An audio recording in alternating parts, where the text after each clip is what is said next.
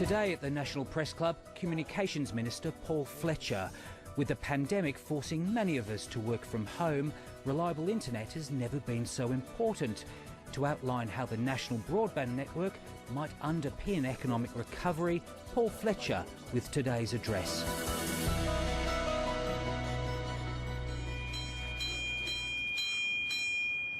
Good afternoon, ladies and gentlemen, and welcome to the National Press Club of Australia and today's Westpac address. My name is Sabra Lane. I'm the club's president. I'm also the presenter of the ABC radio program AM. Today's guest is Paul Fletcher, the Minister for Communications, the Minister also for Cyber Safety and the Arts. If you're following online today, you'll find us on Twitter. Our user handle is @PressClubAUST. Today's event is being held under COVID-19 restrictions. Everybody, please join me in welcoming Paul Fletcher.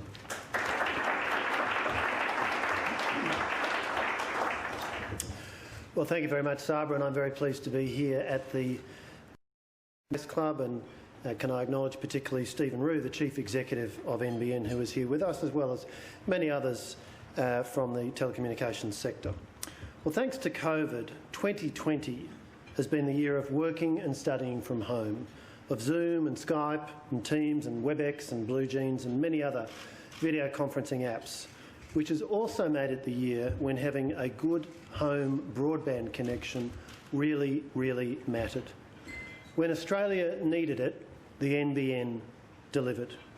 I am proud of the hard-working people at NBN, at Telstra, at Optus, at Vodafone, at TPG, at Vocus, at Aussie Broadband, and right across our telecommunications industry. To them I say, you have done a mighty job for our country in 2020.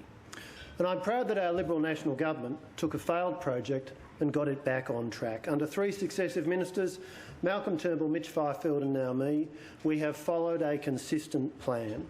We wanted to get the NBN rolled out fast, and thankfully, when COVID hit, 98% of households were able to connect to the NBN. And in line with our plan, today we're announcing the next stage of growth for NBN. So today I want to speak first about where the NBN has got to and how we got here. Then I'll talk about the next stage for NBN that we've announced today, with 8 million homes and businesses, including 90% of all businesses in Australia, able to have 1 gigabit per second blazing fast broadband by 2023. And lastly, I want to talk about how important this is for our economic recovery, with 25,000 jobs to come from this major infrastructure investment. Let me start by reminding you that in 2013, Labor had spent $6.5 billion on the NBN, contracted to spend many billions more, and yet had connected barely 51,000 premises to the fixed line network. We moved quickly when we came to government. We cleaned out the board and appointed directors with serious telecoms experience. We set up the strategic review to find out what was really happening, and based on its findings, we made a plan to get the NBN rolled out much more quickly and cost-effectively. At the heart was the multi-technology mix of fibre to the premises, fibre to the curb, fibre to the node and hybrid fibre coax. The plan worked. 7 years on, 11.8 million premises are able to connect to the NBN. That's around 99% of all premises. There are 7.5 million premises connected right now, and that's growing by up to 30,000 premises a week. Now, from 2007 to 2013, Labor went from 0 premises connected to 51,000 premises connected to the fixed line network. From 2013 to 2020, we've gone from 51,000 to 7.5 million. That almost all Australians can now connect to the NBN is one marker of success. Another is that NBN increasingly meets Australians' needs when it comes to the speeds they take, the prices they pay and the amount of data they download. Today, 70% of existing customers and 80% of new customers choose retail plans with peak speeds of 50 megabit per second or higher. As for price, the story is very simple. Broadband today is not only much, much better quality than a few years ago, it's also much, much cheaper.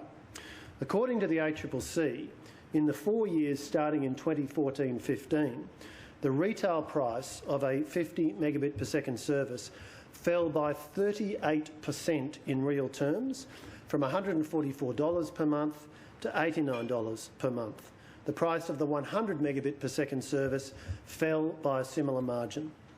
In fact, with data consumption growing at a steady rate of around 25% per subscriber per year, the price of CVC has dropped significantly. NBN Co's charges for CVC, the Connectivity Virtual Circuit, the variable cost component of NBN pricing, have halved on a megabit per second basis since 2016. As well as developing the network, NBN Co has worked to develop its pricing and products to meet the needs of different segments. Late last year, it introduced a new entry-level product designed for budget-conscious households. At the other end of the scale, earlier this year, NBN Co launched new super-fast and ultra-fast plans, offering peak speeds of up to 250 megabits per second and up to 1 gigabit per second, or 1,000 megabits per second, respectively, at markedly lower prices than existing products. Another marker of NBN's success is continuing strong growth in the amount of data that we all use. In 2010, the average amount of data downloaded over fixed-line networks in Australia was just 10 gigabytes per month. By December 2019, that number over the NBN was 258 gigabytes. That's a very strong underlying trend, and it's since been supercharged by COVID-driven changes in customer behaviour. By June this year, it reached almost 300 gigabytes.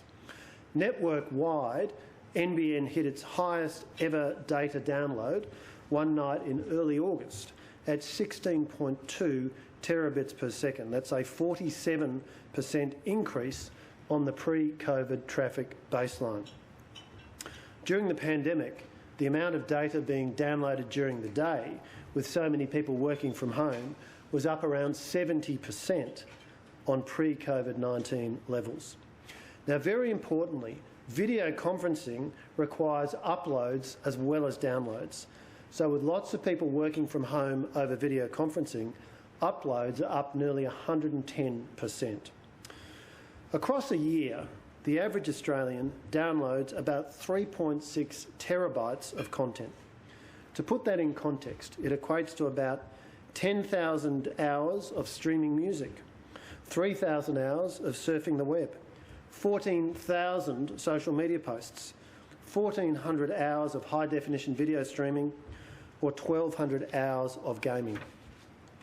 Now, in the last 6 months, COVID has helped to bring forward demand that otherwise would have taken years to play out.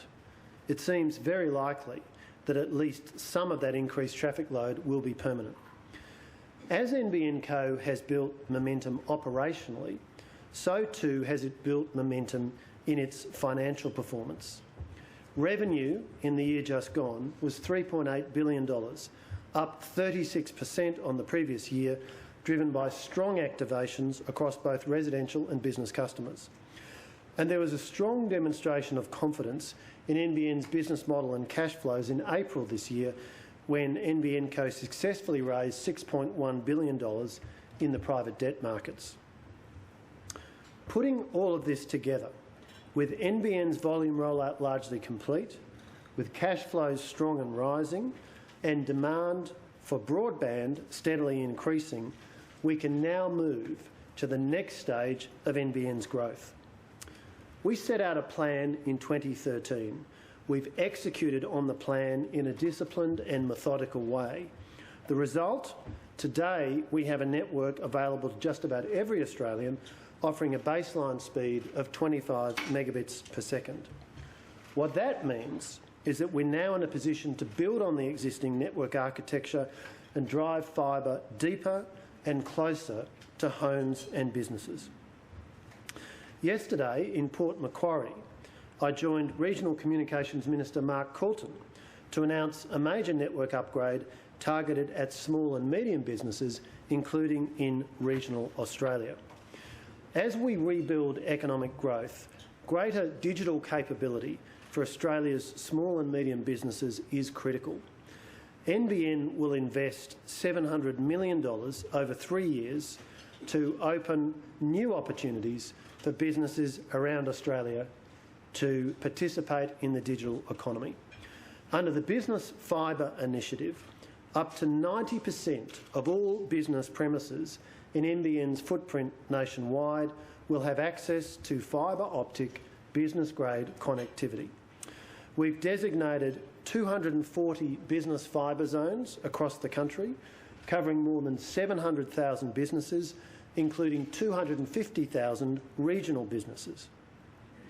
If your business is located in a business fibre zone, you will be able to order a fibre optic connection supporting a speed of up to 1 gigabit per second at no cost through a retail service provider.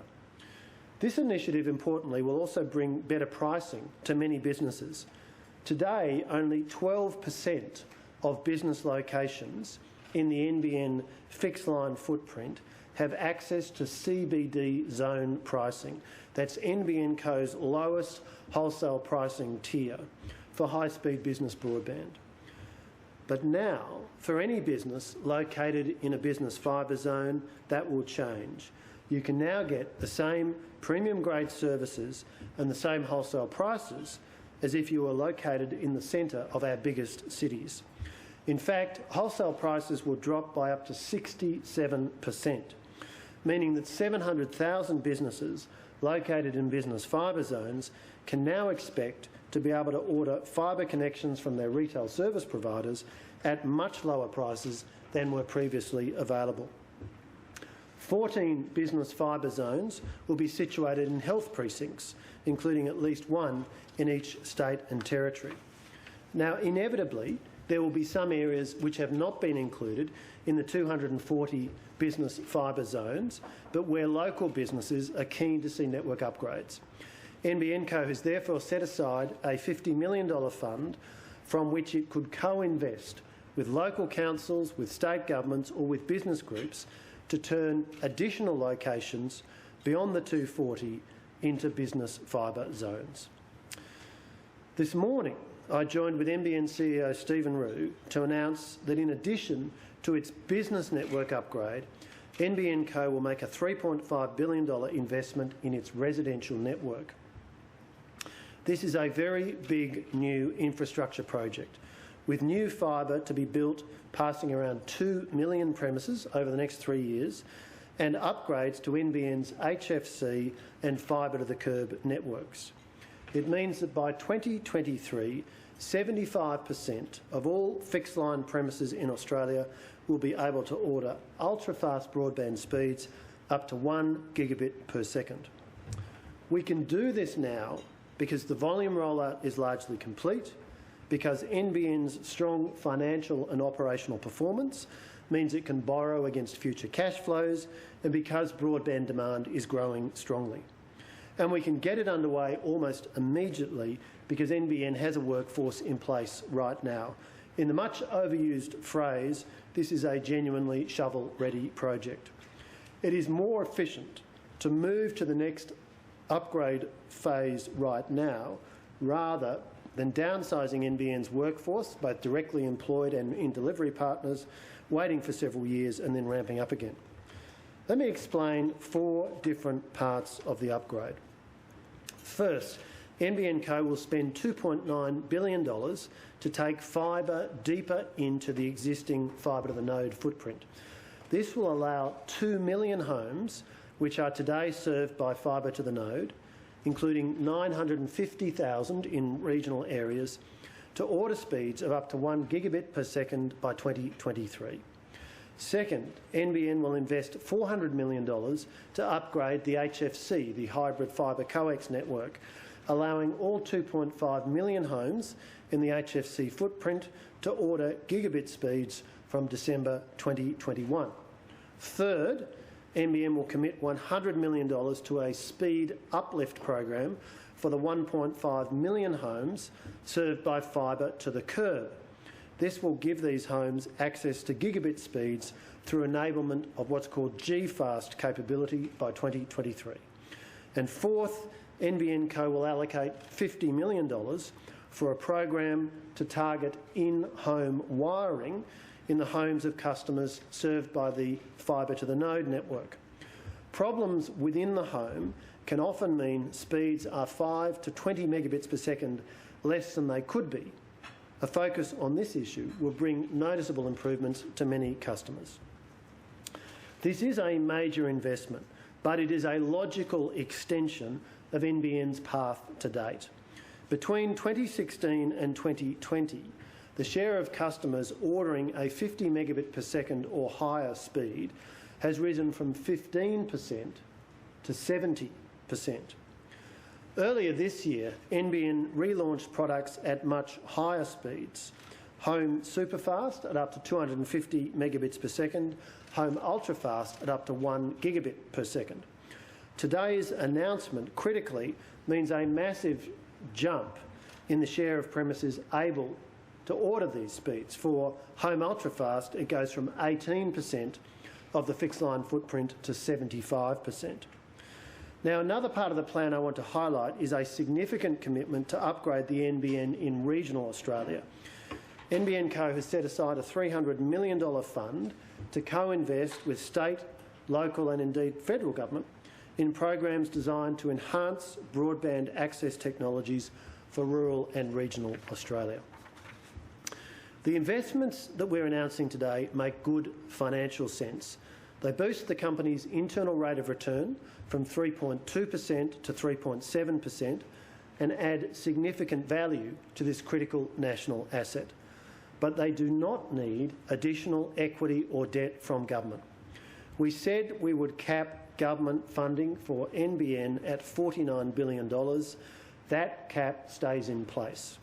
We said NBN will refinance its $19.5 billion loan from the government by 30 June 2024, and that will not change. This plan is possible because NBN Co has now proved its business model and is generating substantial and growing cash flows, in turn allowing it to borrow in the private sector debt markets. NBN Co CEO Stephen Rue will provide further detail later today when he formally releases the latest corporate plan covering the next four-year period, which incorporates all of the elements that I've spoken about today. Let me emphasise that we are committing to more fibre when it makes economic sense to do so. Labor's plan, by contrast, was to build fibre everywhere, well before people actually needed it or were willing to pay for it. The strategic review in 2013 recommended a different approach. Start with fibre to the node in many parts of the network and upgrade over time once demand began to build for the very highest speed services. The review said, quotes, "It is economically more efficient to upgrade over time.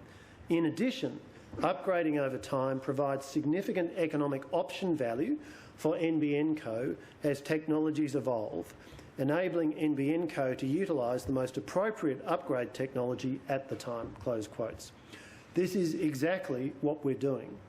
By 2023, when 2 million more premises are able to order a fibre service, the fibre to the node network will have generated more revenue than it costs to build and run. It will have paid for itself. Now, of course, the fibre to the node network will operate for many years beyond 2023, giving very good service to those customers who do not want ultra-fast broadband, and it will continue to generate financial returns. In the rollout since 2013, we've been much more prudent with capital than Labor. In this next phase, we will again be prudent. The upgrade will reuse the new fibre built as part of the fibre to the node rollout and will extend it further into the suburbs. NBN will only build the expensive fibre lead-in if and when a customer orders a higher speed plan. This on-demand model is used with great success by Chorus in New Zealand and Openreach in the UK, and we're very happy to copy it. By contrast, under Labor's wildly profligate approach, expensive fibre lead-ins were built to every home, whether or not the customer actually wanted broadband at any speed, let alone ultra-fast speeds. In some reported cases, it cost as much as $90,000 to connect a single home to the NBN. These new investments are targeted and demand-driven. They will make NBN Co more profitable and boost the value of the government's equity stake in NBN Co. That's important to NBN as well as to the millions of Australians who use the network, many of whom will now have new options. But it's also important for the nation, for jobs and for the economy. Analysis by Alpha Beta shows that this rollout will create 25,000 direct, indirect and induced jobs across Australia. Up to 16,000 of these jobs will be in construction, engineering and project management. A further 4,400 will be created further up the supply chain in retail, trade and transport, with the last 4,000 being in response to this greater economic activity. These new jobs will be created almost immediately. 89% of the jobs impact will occur over the first 2 years of the program, with peak job creation of 25,000 in FY22.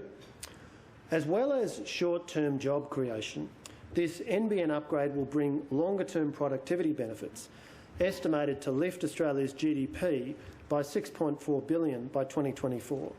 The benefits will be felt in our cities and in our regions. 1.4 million homes and businesses in regional Australia will gain access to gigabit-capable broadband. Economic consultants Alpha Beta have modelled the impact of this investment. They find it will generate $1.5 billion in additional GDP for regional Australia by 2024, support the creation of an additional 2,800 regional businesses and create around 10,000 jobs in regional Australia. The macroeconomic benefits of this investment are important, so too are its microeconomic effects. We know Australia has a productivity challenge, and we know that an important way to boost productivity is to increase the take-up of IT, particularly in small and medium businesses. New cloud-based apps give these businesses much more efficient ways to operate. Business-grade symmetrical broadband is becoming ever more important for businesses, for cloud applications, secure storage, large file transfers such as video and databases, and to enable all employees to hold simultaneous video conferences without impacting other business processes. During the COVID period, we've seen many businesses shifting online and decentralising their workforces. At least some of this is likely to persist even when the pandemic is past. A gigabit-capable network available to 75% of the fixed-line footprint will be a vital national asset.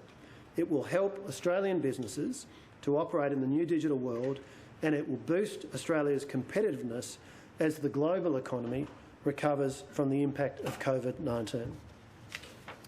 Let me conclude then with the observation that 2020 has been a watershed year for the NBN. It faced and passed a test when demand spiked to unprecedented levels due to COVID. The volume rollout is now almost complete. And now we're announcing the next stage in the network's evolution, committing that by 2023, 75% of fixed-line premises will be able to access a 1 gigabit per second ultra-fast broadband service. 7 years ago, this would have seemed unimaginable. But the plan we laid out in 2013 has delivered, and now we can put in place the next stage of the plan. NBN was key to getting through COVID, and with this plan, NBN will be an important part of Australia's economic recovery after COVID. Thank you.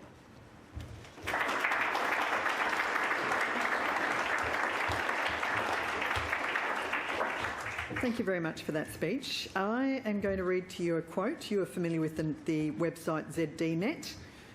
They've written about your announcement today saying 7 years too late, and the first line of their story is, "What a decade of useless and wasteful argument that was." Your response to that? Well, my response is firstly to make the point that what we're focused on is delivering this project delivering performance, and we've got the rollout to 99% of the premises in Australia. We're now at a point where we can move to the next stage. So I certainly agree that we've had lots of pretty sterile political arguments.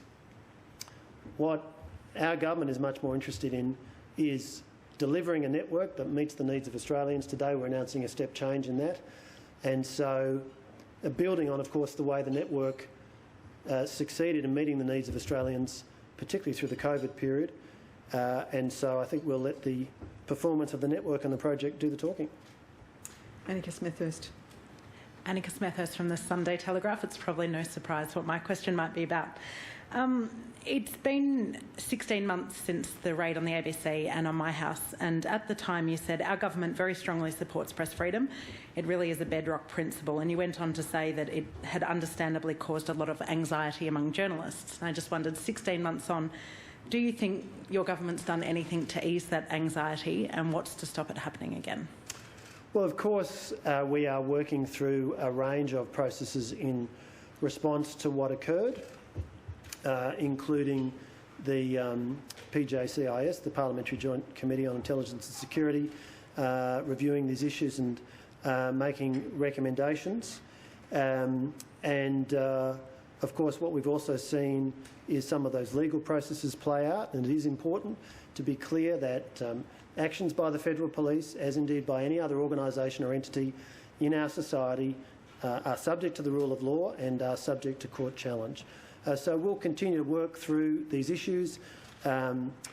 We've made it clear that nobody's above the law. The law has to apply to everybody, but there are a set of issues that have been raised, and we'll continue to engage on those issues.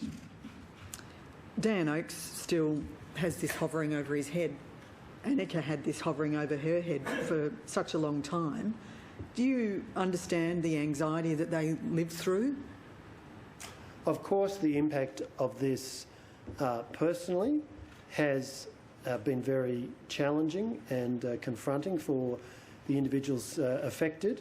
And of course, it's been a subject of great interest from journalists. That is understandable. As a government, we obviously have to weigh up a whole range of considerations and make sure that they're all properly balanced in our legal and regulatory framework. We have provisions, for example, in the Crimes Act to talk to one of the provisions that was, the root cause of one of these police actions, which deal with conduct on the part of a public servant in relation to confidential Commonwealth information. So what's important is that the democratically elected Parliament work through these issues, strike the right balance. I mean, I've made the point before that the relevant provision of the Crimes Act has been there for 100 years. So these issues are not necessarily novel, but there's been a range of specific suggestions that have been made.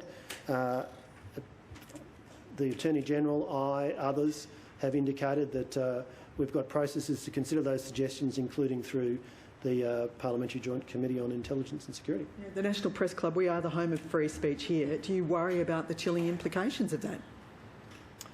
As Communications Minister, there's a lot that concerns me about free speech and the vibrancy of our media.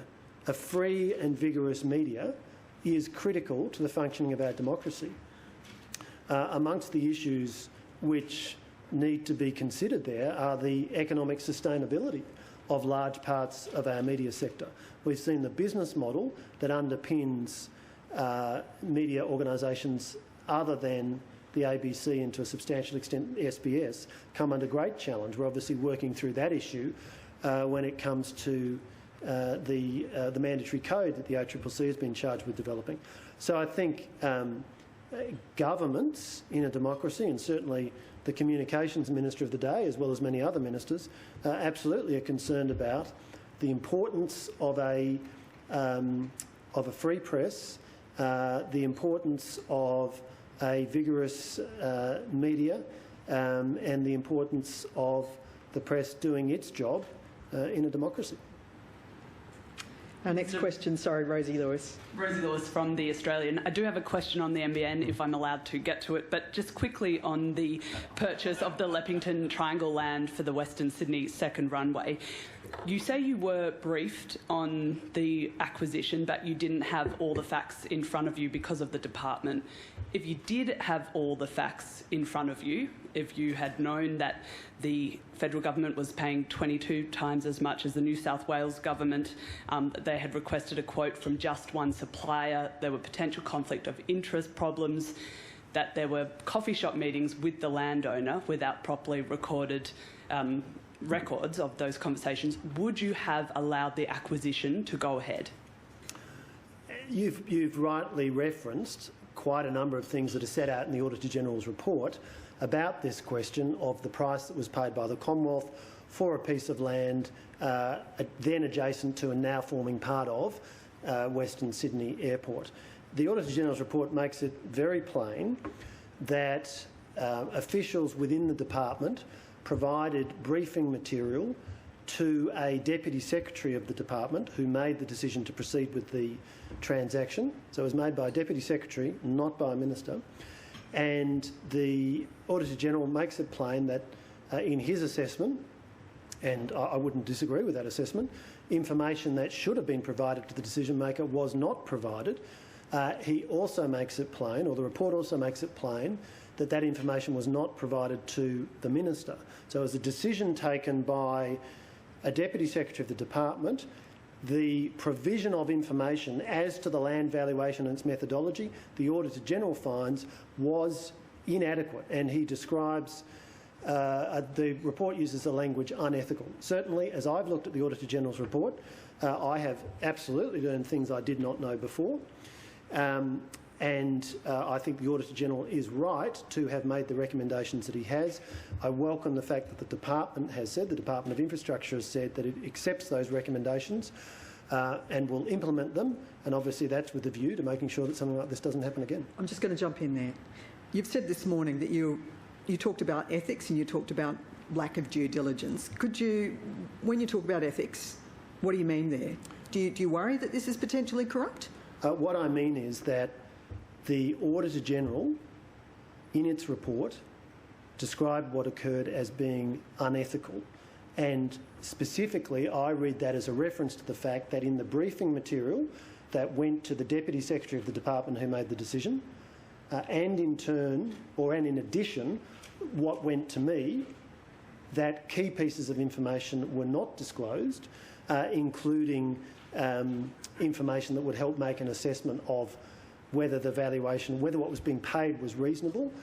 Was there and in particular, what the brief did say, this is from the Auditor General's report, what the brief said was the price that is proposed to be paid is reasonable. Now, the Auditor General has, his conclusion is that this process, amongst other things, was unethical. What I would say is I welcome the fact that the Auditor General has made these recommendations, that the Department has said it's going to follow them, and this is exactly what an Auditor General is there to do. If processes to deal with public money raise questions or are deficient, then the Auditor General is there to look at that. He's identified that and he's made recommendations to make sure it doesn't happen again. In the brief that went to you, were there figures in that brief? The report itself, the Auditor General's report itself says there were not, and it says that there was an expression of opinion by the Department that what was being paid was reasonable. Let me clarify that. It used some formula about 30 million less an amount to be received in exchange for another parcel of land. But what the report is very clear about is this. The decision was made by the Deputy Secretary of the Department, not the Minister of the day. The information that went to the Deputy Secretary of the Department from lower level officials in the Department, the same information that was provided to the Minister, was deficient, did not lay out properly the basis for the valuation, and contained an expression of opinion by departmental officials that the price being paid was reasonable, and that's certainly an expression of opinion that the Auditor General has very strongly contested based upon the work done in that report looking at other valuations. You were the Minister at the time. Do you concede that you might lose some skin over this? Because it's not a good look. I think if you look at the Auditor General's report itself, and identify what it said. What it said was, in essence, junior officials or mid-level officials in the department produced a highly inadequate brief that went to a senior official in the department, the Deputy Secretary, and went to the Minister. So it's very clear that there was not adequate information provided, and that's what the Auditor-General concludes. So I think what's more important in my view is what the Auditor-General says. It's very clear from the report that the concerns the Auditor-General expresses go to the conduct of departmental officials, not the Minister of the day. If you could answer the first question, you wouldn't have allowed the acquisition to go ahead if you had been across all the facts? Well, look, I'm not in a position to answer a hypothetical question, but clearly what's on the face of the Auditor-General's report, when it compares what was paid and other valuations the Auditor-General has cited, at the very least, it raises very significant questions. So if I'd had that information in front of me, and if I was the decision-maker, and I make the point I did not have that information in front of me and I was not the decision-maker, would it have certainly raised further questions? I'm sure it would have done. We are in a Westminster system, though. You're the Minister responsible. Wasn't it a failure on your part not to be across that brief? Ultimately, ministers make their decisions based upon briefs that are provided to them by their department. The Auditor-General has said two things that are of critical relevance in answering the question you've just posed. One, the decision wasn't taken by me. It was taken by a senior official of the department. And two, the brief that the department provided was manifestly inadequate. Just finally, on the NBN, Australia is ranked 62nd in the world in terms of broadband speed. Is the announcement on the upgrade today a concession that our system, our network, is not up to scratch for 2020? Not at all. What it is the logical next step in the development of the NBN. We put in place a plan in 2013 which we've consistently executed, which said we need to get this network rolled out as quickly as possible. I remind you of the figure I cited earlier, that when we came to government, after 6 years, there were 51,000 premises connected to the NBN. Why was the number so hopelessly low? Why had the previous government done such a terrible job? One of the reasons was the network architecture they chose takes a very long time to roll out. And our judgment was that one of the several advantages of having a significant element of fibre to the node in the mix of technologies we used was that it would allow a more rapid rollout, as well as being more capital effective, because the cost of a fibre to the premises connection is about $4,500, order of magnitude. Cost of fibre to the node is less than half that.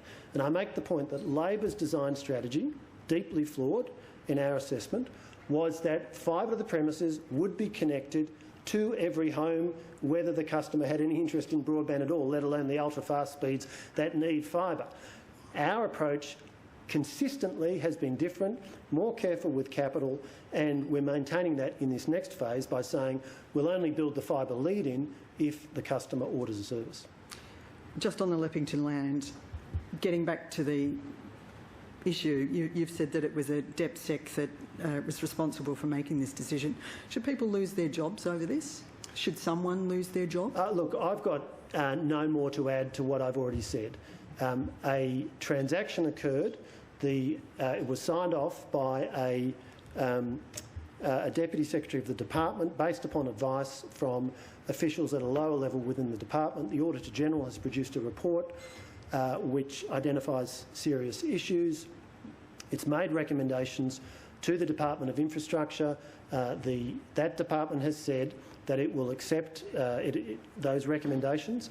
That is as it should be. The question of consequences for individual officials involved in that is really one for the Secretary of the Department. Yeah. You've also said that you pointed out that the Auditor-General has said that the report was highly inadequate. I think manifestly inadequate was another word that you used. Was it obvious to you when you got the brief that it was manifestly inadequate?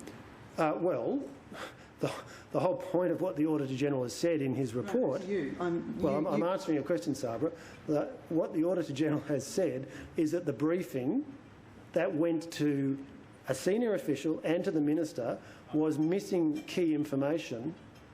It contained an expression of opinion by the Department that the price being paid was reasonable and did not give more granular detail.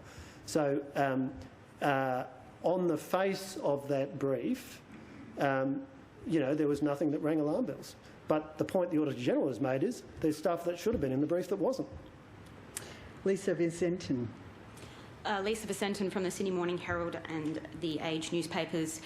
Just a question back on the NBN. Minister, the federal government is increasingly concerned about protecting critical infrastructure from cyber security threats, particularly those posed by foreign actors. With that in mind, is it more prudent for the NBN to remain in government hands rather than for it to be privatised, as you have foreshadowed? Look, I draw a distinction between cyber security and network security issues on the one hand and ownership issues on the other. Our government is concerned about network security, as any responsible government would be. My colleague, Minister Peter Dutton, has recently released a comprehensive strategy on that. In preparing that strategy, he was advised by a panel, which included an industry panel, which included the Chief Executive of Telstra and also a very senior executive from NBN and others across the industry. So my point to you is these issues arise whether a network is privately owned, as is the case with Telstra's, or government owned, as is the case with NBN, and they're not of itself a factor which weighs one way or the other in terms of ownership. If and when NBN moves into private ownership, and our policy, as was the previous government's policy, is at some point NBN will move into private ownership. That won't be happening this term, I've made that clear. But at that point, that's the cyber security issues are not something that should prevent that happening. Daniel Hurst. Minister, Daniel Hurst from Guardian Australia. I have a question about the code to force Facebook and Google to pay for the value of the Australian journalism that they distribute. Labor and the Greens have both suggested that in the interest of getting cross-party consensus, that ABC and the SBS should be included in the code. Are you open to that?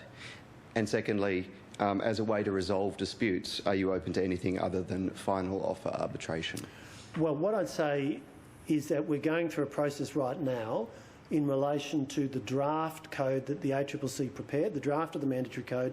It prepared as asked to by government, which was publicly released by the Treasurer and by me on the 31st of July. August was available to stakeholders to provide their comments and submissions. Certainly Facebook and Google have done that, as have many other stakeholders. The ACCC is now working through all of that. It'll give its final advice to government, and that advice will look at the issues that have been raised, including, both ABC and SBS have put in submissions arguing, unsurprisingly, that they ought to have the benefit of the remuneration provisions of the code. It's clear they'll have the benefit of the other provisions, but the remuneration provisions. And quite a number of submissions have been made about the mechanism, the arbitration mechanism and so on. So look, we'll weigh all of that up in the mix. That's the whole purpose of putting out a draft and then getting comment on it. The ACCC will give its final advice to government. We'll develop the legislation, the form, we'll introduce it in the Parliament. We aim to do that before the end of the year. And so we'll weigh up all of these issues as part of that process. I take your point that it'll come up the chain, the advice will come up the chain, but would you say you're open-minded to those sorts of proposals? Well, what I'd say is in the broad, we'll weigh up on the merits all of the feedback that's been received before making final decisions. So all of the issues you've raised are things that we'll weigh up and we'll make final decisions. Lastly, do you have some sort of ideological position against ABC and SBS receiving the benefit of this code? Not at all. The policy logic for the position we've taken is that it is Facebook and Google's very strong position in the advertising market, which has greatly eroded the advertising revenues that privately owned media businesses depend upon to in turn be able to pay for journalism, which, as we all know, is expensive. By contrast, ABC and in totality and SBS to a large extent have revenue provided to, their revenue comes from government. So the underlying policy problem which exists, the challenge which exists in terms of the privately owned businesses does not exist in terms of the national broadcasters. That's the policy logic for the position we've taken. Thank you. Sort of a related question here. Yesterday, a court found a conspiracy theorist had defamed Nationals MP Anne Webster, and they were ordered to pay $875,000 in compensation. This same individual still has a YouTube channel and is still sprouting conspiracy theories. How is it that this person is still allowed to do that on YouTube? When you, Communications Minister, do you find that puzzling? When you think about how our society has changed over the last 30 years, we are living in a time where any one of us is able to post content which can potentially be seen by thousands, hundreds of thousands, potentially even millions or billions of people. And the businesses which give people the capacity to do that specifically say that they're not publishers and they don't engage in editorial control or quality control. They do have terms of use. And one of the things we say very squarely to the social media platforms is enforce your terms of use. We say that in relation to cyberbullying, to unauthorised sharing of intimate images, to all kinds of communications online. And across a range of areas, we have policy processes on foot. So the Attorneys General, Commonwealth and State, are working together on the issue of defamation and how that plays out in terms of online platforms. And the New South Wales Attorney General, Mark Speakman, is taking the lead on that, I understand. We've got ongoing processes to reform the law in relation to online safety. But all of this comes down to a root cause that the internet, which has transformed all of our lives and in many ways is a very positive force, but it also has some consequences, because any one of us can say something defamatory or abusive or reveal private information about somebody else and make that extremely widely available at virtually zero cost. And governments around the world are working through, and it's taken quite some time, all the different policy challenges that creates. The next question, Annabelle Hennessy. Thank you. Annabelle Hennessy from the West Australian. My question is also on the news bargaining code. Facebook is saying if these laws proceed, they're going to block Australian news content from the site. What is the government's actual plan for if Facebook does this, particularly given that surely this will, if they do proceed with that, it'll leave news organisations in a situation where they're facing a double whammy in that they're not going to be able to get compensation and they're also no longer going to be able to promote their articles on Facebook? Well, our plan is to continue with our comprehensive public policy process where we're systematically working through all the issues.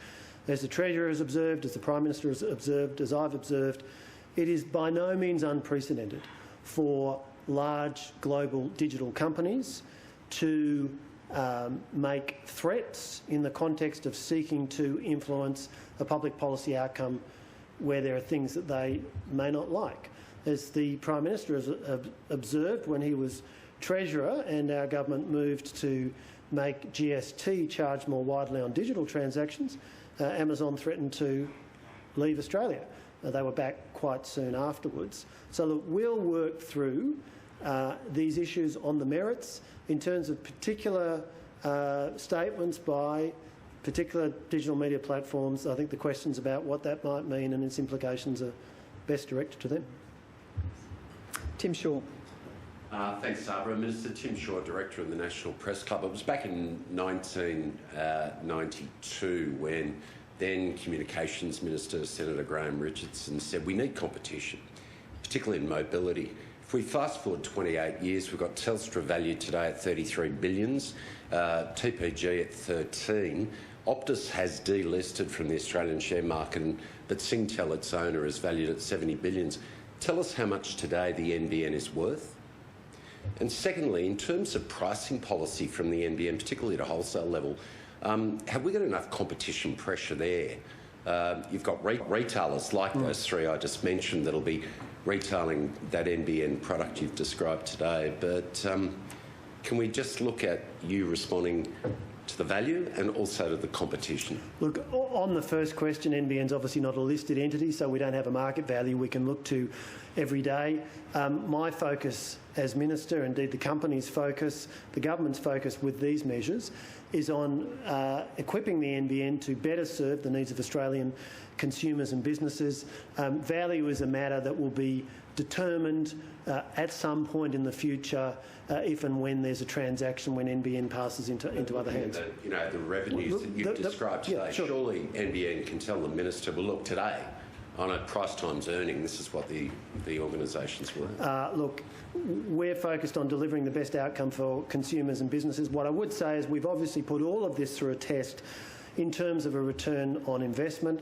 I said that the internal rate of return goes from 3.2% to 3.7%. These are positive ROI investments, and therefore, from first principles of corporate finance, we believe these will increase the value of NBN, but I'm not going to put a number on it. Well, the Australian voters are shareholder today in the NBN, but there's pressure always from shareholders in Telstra, Optus and TPG, so surely there needs to be some accountability on value. On the question of the profitability of Telstra, Optus, TPG, the architecture, the policy architecture of NBN is to be a ubiquitous wholesale network, and then it's open to retail service providers to sell services on that network, and they choose the retail price.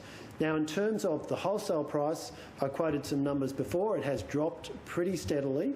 It is subject to regulation under what was called the Special Access Undertaking that NBN lodged and that was approved by the ACCC. So it's required to achieve a price path, and that's appropriate that there be regulation there, because you're right to say it has monopoly power, and indeed that's how it was designed by the previous government. So, look, my observation about wholesale prices would be this. I spent 8 years of my professional life as Director of Corporate and Regulatory Affairs at Optus, where I was responsible for negotiating interconnect prices with Telstra. That's the price that Optus pays to use elements of Telstra services as part of its services. It is not a novel proposition for a company which buys services from another telco on a wholesale basis to say the wholesale price is too high. And I certainly made those arguments many times when I was an Optus executive. I noticed that in the room Andrew Sheridan, who has those responsibilities now at Optus, is here, and there are many others in the telco sector who are here who have those responsibilities. And those executives all have obligations to the shareholders of those companies, and to make an argument vigorously, and they will do that. Ultimately, pricing is a matter for board and management of NBN, but it must comply with the regulatory framework, and the numbers are pretty clear. We've seen a steady drop in the wholesale price. Thank you. Before we come to Nick Stewart, this is a question that's come to me via Twitter. What are you doing about phone scammers who are terrorising people, pretending to be from the tax office, threatening people with arrest and whatnot if they don't hand over money? It is actually a thing at the moment. Yeah, we do have a significant issue with scams. The ACCC leads a project called Scam Watch, and then the ACMA, Australian Communications and Media Authority, within my portfolio, working with the ACCC, is leading a major project working with the industry on how we can crack down on scams. Now, one of the issues has been that a lot of scammers have been using so-called spoofing or over-stamping of the number from which the call appears to originate.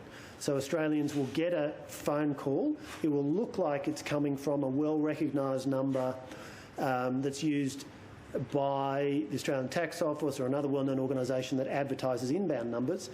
There's been a number of things that the industry has done on that particular issue, including the use of software to identify. A lot of these calls originate from overseas. They're very large-scale criminal operations. So use of software to identify particular sources these numbers come from. Just in the last week, my colleague Stuart Robert, who has responsibility for the National Disability Insurance Agency, where there's also been some of these scams, announced some arrangements with Telstra to work on these. So we are working, the industry is focused on this, working with the regulator, and we're also working with some of the largest organisations whose name and brand are being used in these scams. Nick Stewart. Thanks very much for your speech. A simple yes, no and don't know. Firstly, in regard to following up from Rosie Lewis's question, isn't the doctrine of ministerial responsibility actually that you are responsible for what happens within your ministry, and haven't you failed to actually follow that through by doing nothing about the Auditor-General's report?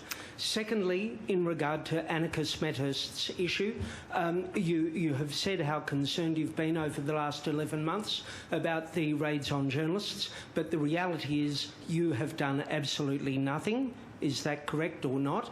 And thirdly, in regard to your other portfolio, which is arts, we know, for example, that ushers in cinemas are receiving JobKeeper. Isn't it true that there has been no special support for the Arts Ministry for those people who are actually producing content and contributing to the arts in Australia?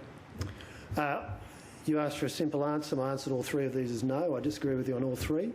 If I focus on the third, for example... So, ministerial responsibility, could you explain what it actually means? Well, let's take the questions one at a time. So let's come to your question about JobKeeper. The facts are clear. It's been about $330 million paid out through JobKeeper for people who are in what's called the performing and creative arts subsector. That's the ABS's, Australian Bureau of Statistics terminology. There's about 40,000 people in that subsector. Around 2/3 of them have been getting JobKeeper. When you look at the job types of people in the sector, about 90% are eligible for JobKeeper. So this line that JobKeeper is not well adapted to people in the arts sector is completely wrong. It's a Labor talking point. It does not stack up with the evidence. And, as I say, over $330 million has been paid out in JobKeeper to people working in that performing and creative arts subsector. Now, on the question of ministerial responsibility, the point I'd simply make is the focus of the Auditor-General's report, rightly, was that officials at a certain level within the department provided a misleading brief, an inadequate brief, to the Deputy Secretary, who was the decision maker, not the Minister. The Deputy Secretary made the decision, not the Minister. And it's very clear from the Auditor-General's own conclusions, not my conclusions, the Auditor-General's, that what was provided to both the Deputy Secretary and what went to the Minister was seriously deficient. And Annika Smethurst. Just on some of those laws that the Right to Know campaign want to change, one of them is around defamation, which was touched on earlier. And I just wondered, in your opinion, there's a lot of people in the sector that say it's no longer fit for purpose. Do you still think the defamation laws in this country are acting as they're intended to? Look, defamation is a very complex area, and I'm, to be honest with you, not going to venture an opinion on it. The policy responsibility for the area primarily sits with the Attorney-General and the Commonwealth Government, and frankly Attorney-Generals at state governments, because the laws are state laws to a material extent. Clearly, I have an interest as Communications Minister in having a vigorous media sector, but beyond that I'm not going to wade into what is a very complex area unless and until I've done the requisite amount of study that makes me feel my opinions are worth expressing. All right. Everybody, please join me in thanking the Communications Minister, Paul Fletcher.